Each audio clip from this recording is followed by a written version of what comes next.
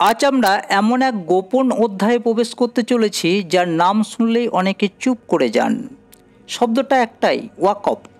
এই শব্দটার পিছনে লুকিয়ে আছে কোটি কোটি টাকার জমির মালিকানা, প্রাচীন ইসলামী ইতিহাস আর একটা রহস্যময় প্রশাসনিক কাঠামো।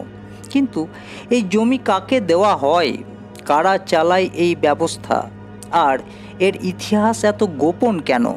চলুন খুঁজে বের করি ওয়াকফ সম্পত্তির আসল রহস্য কী। সঙ্গে থাকবেন।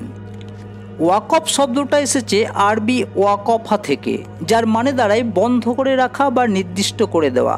ইসলাম ধর্মে কোনো ব্যক্তি যদি নিজের স্থাবর সম্পত্তি যেমন জমি, ঘর বা দোকান আল্লাহর নামে দান করে দেন, সেটাই হয়ে যায় ওয়াকফ সম্পত্তি। এই সম্পত্তির উপর আর বিক্রি বা উত্তর অধিকার সূত্রে হস্তান্তর করা যায় না। এর আয় সাধারণত মসজিদ, মাদ্রাসা, এতিমখানা বা সমাজ সেবামূলক কাজে ব্যবহার করা হয়। মাফ করবেন, ভুল হয়ে গেছে, হয় না, হবার কথা। ওয়াকফ ব্যবস্থার সূচনা হয় নবী মুহাম্মদের যুগে। বিশ্বনবী নিজেই মসজিদের জন্য জমি ওয়াকফ করেন।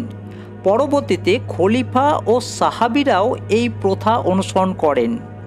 এই ব্যবস্থা তখনকার দিনে সমাজে পিছিয়ে পড়া শ্রেণীর সহায়তার জন্য ব্যবহৃত হতো। ভারতে ওয়াকফ এসেছে মুঘল আমলে। দিল্লি, হায়দ্রাবাদ, লখনৌ এইসব শহরে বহু জমি ওয়াকফ করা হয়েছিল ধর্মীয় ও জনকল্যাণমূলক কাজের জন্য। ভারতের সবচেয়ে বড় জমির মালিককে জানেন? সরকারের পরেই আসে ওয়াকফ বোর্ড।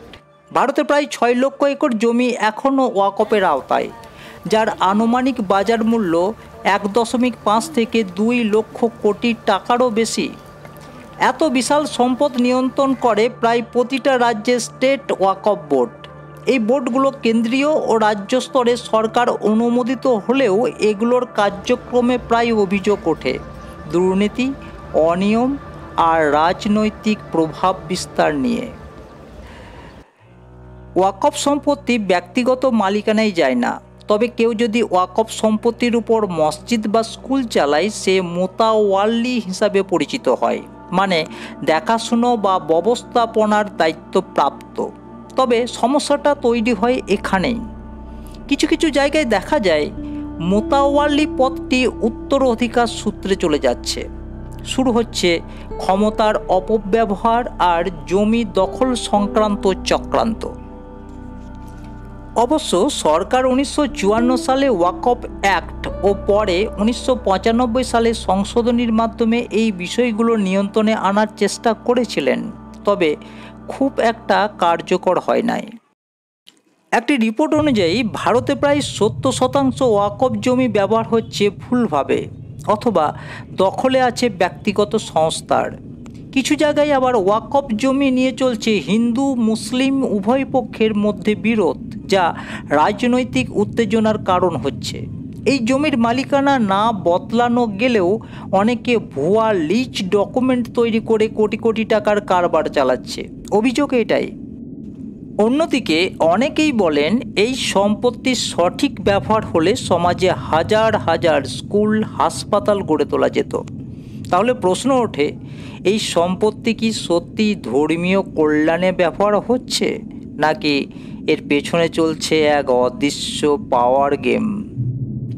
ইসলামে ওয়াকফকে অত্যন্ত পবিত্র কাজ হিসেবে ধরা হয়। একজন ব্যক্তি যদি নিজের অর্থ সম্পত্তি আল্লাহর নামে দান করেন, মৃত্যুর পরও তিনি সওয়াব পেতে থাকেন, এমনটাই বিশ্বাস। কিন্তু প্রশ্ন থেকে যায়, যদি সেই সম্পত্তি নিয়ে দুর্নীতি হয়, তবে কি সেই পুণ্য নষ্ট হয়ে যায়? ইতিহাসবিদদের মতে ওয়াকফের প্রকৃত লক্ষ্য ছিল দরিদ্রদের সহায়তা, ধর্মীয় দায়িত্ব পালন আর শিক্ষা বিস্তার।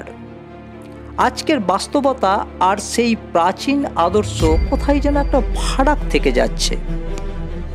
ওয়াকফ সম্পত্তির ইতিহাস যতই পবিত্র হোক, বাস্তবে তা কিন্তু আজ অনেকটাই জটিল রাজনীতি ও বিতর্কে ভরপুর। আমরা অবশ্য কাউকে দোষ দিতে চাই না, শুধু ইতিহাসের পর্দা সরিয়ে আপনাদের সামনে তুলে ধরেছি এক গোপন অধ্যায়। আপনি কি মনে করেন ওয়াকফ সম্পত্তির ব্যবস্থাপনা আদর্শের পথে চলছে, নাকি এর পিছনে সত্যিই লুকিয়ে আছে অদৃশ্য এক রহস্যের রাজনীতি। নিচে কমেন্ট করে আপনার মতামত জানাতে ভুলবেন না। এটাই ছিল আজকের রহস্য মিস্ট্রিয়াস ওয়ার্ল্ড অসীম থেকে। পাশে থাকুন, সাবস্ক্রাইব করুন। ধন্যবাদ।